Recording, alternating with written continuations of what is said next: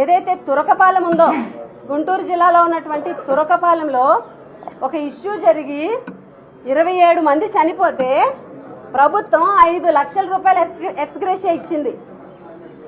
ఈరోజు ప్రభుత్వ నిర్లక్ష్యం వల్ల మా గిరిజన పిల్లలు 2 చనిపోతే, క్లియర్ కట్ గా ప్రభుత్వ నిర్లక్ష్యం వల్ల 2 విద్యార్థులు చనిపోతే ప్రతిపక్ష పార్టీ 5 లక్షలు ఇచ్చింది కానీ మీ ప్రభుత్వం 5 లక్షలు ఎక్స్గ్రేషియా ఇస్తామని కూడా ప్రకటించలేదు అనంటే మీ ప్రభుత్వం అసమర్థ ప్రభుత్వం. మా గిరిజనుల పాలిట నిజంగా దురదృష్టకరం మీ ప్రభుత్వం ఉండడం. శాపం, గిరిజనుల పాలిట శాపం మీ ప్రభుత్వం ఉండడం.